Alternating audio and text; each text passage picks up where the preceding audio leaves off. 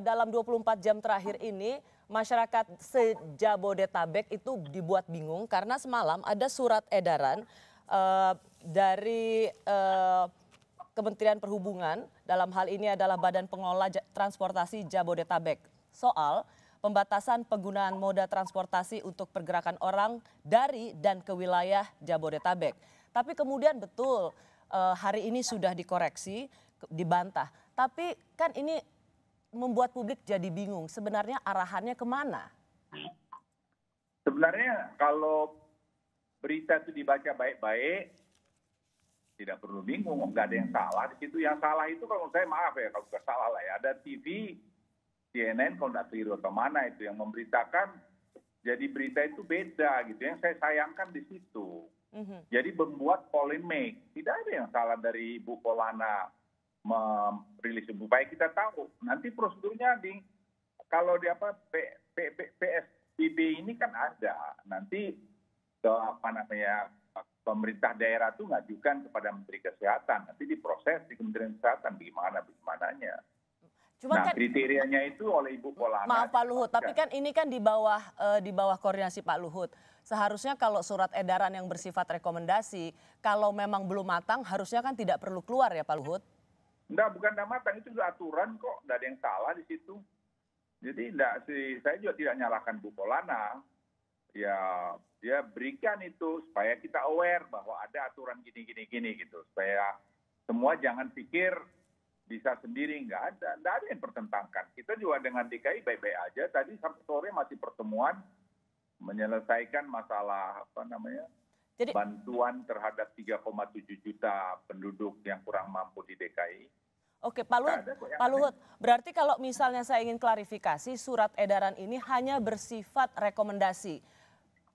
Tidak akan dilaksanakan atau bisa dilaksanakan di kemudian hari?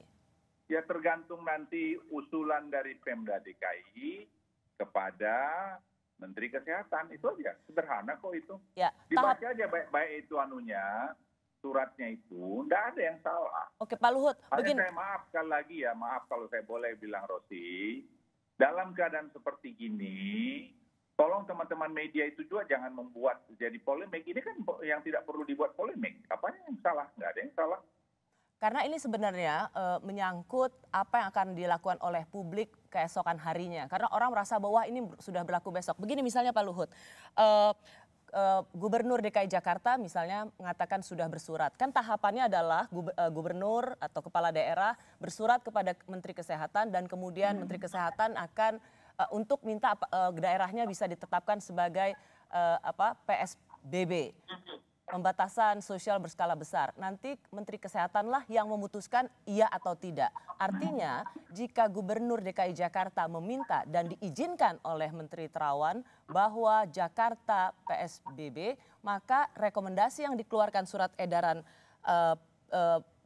tentang pembatasan penggunaan moda transportasi itu akan berlaku. Ya kan suratnya setahu saya baru hari ini diajukan. Gimana saya mau berkomentar apa isinya? Ya kita tunggu aja nanti, biar nanti Pak Terawan pelajari, ya nanti berikan rekomendasinya. Kita tunggu aja. Kenapa kita berpolemik soal itu atau berandai-andai? Semua udah ada mekanisme kok.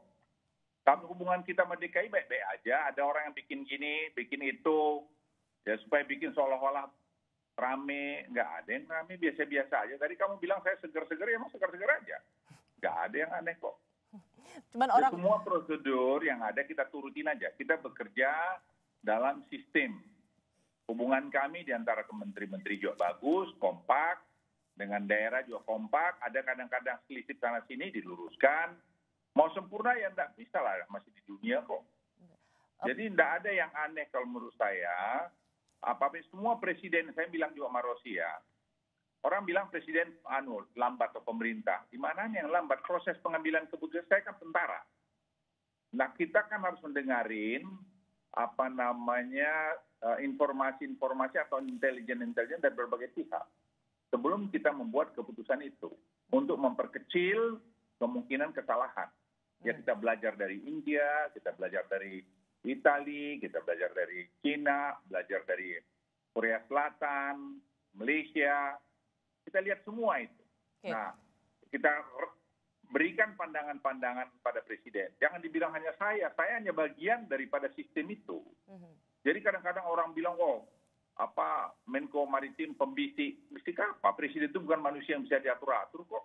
Ya, karena Beliau itu tahu apa yang mau dia lakukan. waktu itu Makanya misalnya beliau- contoh kecilnya begini Pak Luhut, sudah ada rekomendasi yang akan digodok, difinalkan soal pembatasan atau penghentian bus antar kota, antar provinsi untuk memutus rantai penyebaran virus corona. Katanya karena Pak Luhut maka itu batal semua. Man behind all the scenes.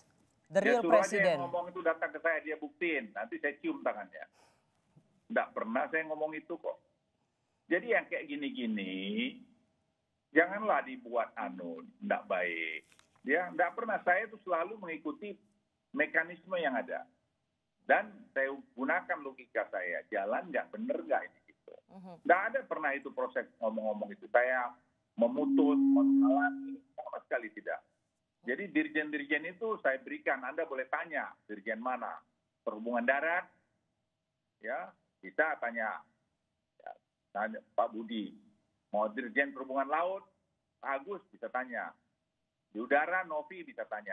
Semua saya mekanisme proses pengambilan keputusan itu ada yang disebut kalau bahasa tentara, saya kan tentara, mekanisme hubungan komandan dan staf. Jadi itu jalan itu.